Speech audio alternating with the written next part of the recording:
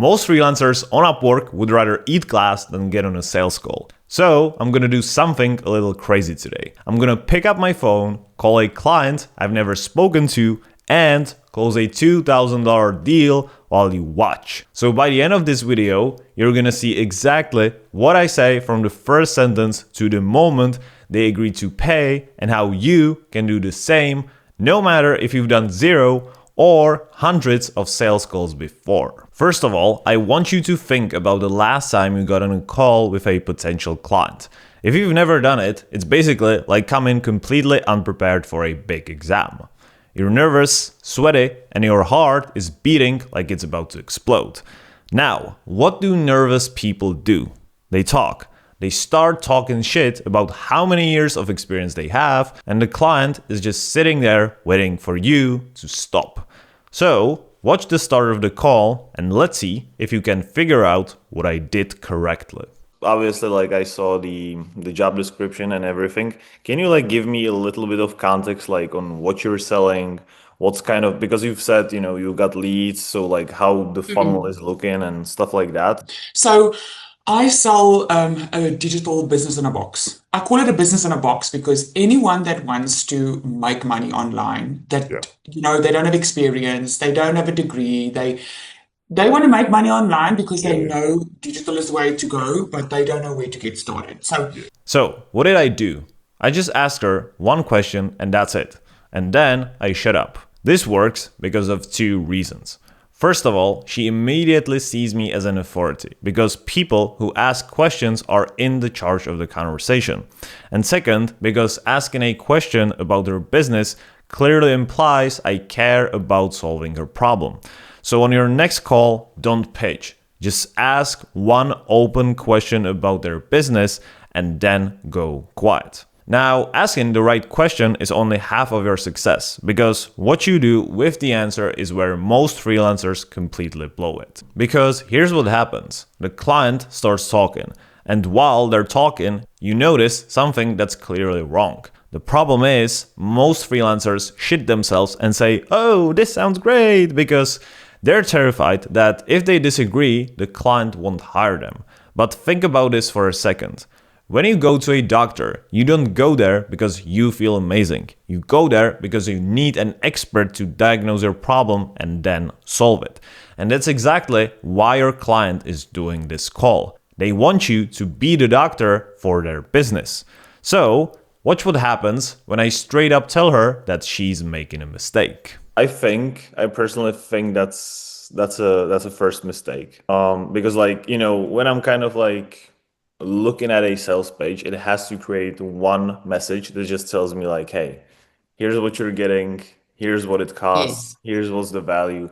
And I feel obviously a lot of e-commerce stores do that, where they give you options, but I don't think it should be done with digital products. Would you be open to doing 2 sales pages for the product? Because I think it's, confusion is the biggest killer, to be fair with you. I would be. As you can see, I told her directly that having 2 products on one sales page is a mistake. And did she get offended? Fuck no. In fact, it was the exact opposite, because that one question made me the doctor in the room. So, when you spot something wrong on a call, just say it. You want to be the doctor, not the receptionist. Now, diagnosing the problem makes them trust you. But trust alone doesn't close the deal, because I've seen freelancers do everything right up to this point and then blow the entire call with one stupid move. By jumping straight to the price. And I get it. You've been on a call for 15 minutes, the conversation is going well, and you're like, I can't blow this chance. This is not gonna happen ever again. I'm not gonna have this kind of opportunity. It's like being on a first date. The vibe is perfect, but you're so afraid of losing her that you rush the kiss and you ruin the whole date. And that's exactly what it feels like for the client. So, watch what I do right before the money talk even starts. One thing I would add, there's a question, if you're willing to do that, I would definitely do a VSL for both of these pages. We need a video for the actual product. because that's, Oh, yes. Okay. Okay, I get what you're saying. Yes. Yes. yeah, because basically the reason some people might like ask me, why do you need video when you have like all this text? Reason is very simple. Some people are lazy to read, some are lazy to Mm. watch a video, right? So like we kind of want Mm. to kill two birds with one stone, if that makes sense. So yeah, I can give you the script. That's not a problem Oh, at all. fantastic. That was going Yeah. to be my next question. If you All could the provide copy me with all and that. like all the scripts because I basically started as a copywriter and then along the way Oh, I learned. great. Yeah. Do you see what I did? I just gave her a valuable idea and explained exactly why it would make her more money. Something she didn't even ask for. It's the same as when you go to a nice restaurant and before your food even arrives, they bring you fresh bread. Nobody usually asks for it. But by the time the bill comes, you don't flinch at the number because you've been taken care of the entire time. And that's exactly what this does on a call. Your client feels like they're taken care of. And because of that, mentioning a price doesn't feel like a negotiation, but like the only logical next step. Now, the question is, what do you actually give them? And the answer is simple. Before every call, spend 5 minutes looking at their business and find one thing they're missing that connects to the work they're actually hiring you for. If you're a web designer and you think their checkout page is losing them customers, just tell them. If you're a video editor and you think their long form has hooks that would crush it as shorts, say it. Okay, now comes the time where you mention the price. The moment that makes most freelancers literally shit their pants. So, what do? Well, most of the students I start coaching mumble a random number and start justifying why they charge what they charge, and that, my friend, is the fastest way to not get paid what you want. So, listen to how I say the number and watch how fast she agrees. Basically, I charge 1,000 for one page, and that includes split tests for a hero section, which is like headline section basically, Mm. and includes all the script, mobile optimization, all of this. So yeah, Okay. Well, I'm happy with that. yeah. So 2,000 in total. That's fine. Yep. That's Happy with perfect. that.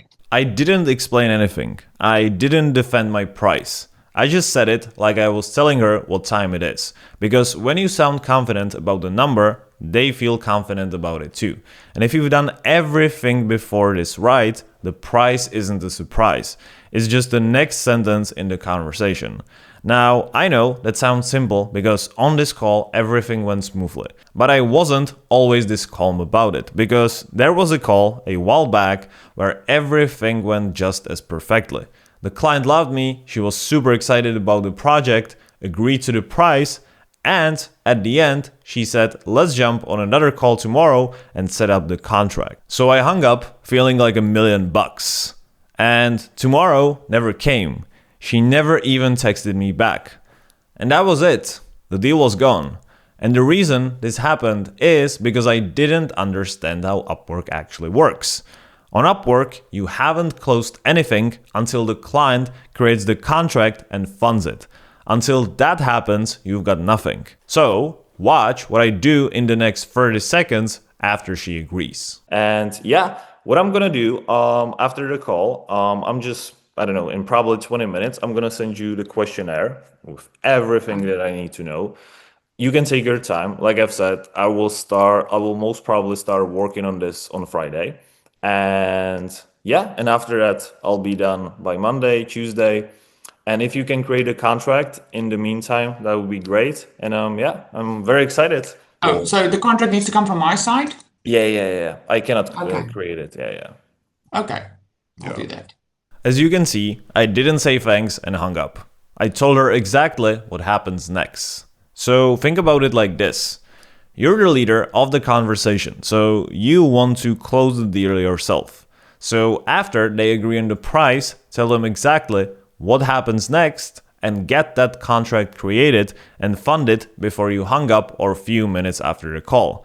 And if you want the exact script I used on this call broken down line by line, You can download it right now for free. The link's in the description. Alright, now you know exactly how to close someone on a call. But here's the problem some of you might run into. None of this matters if you can't get them on the call in the first place. So I made a full video where I show you how to create a profile and proposal so good clients have no other choice but to want to jump on a call with you. You can watch it right here.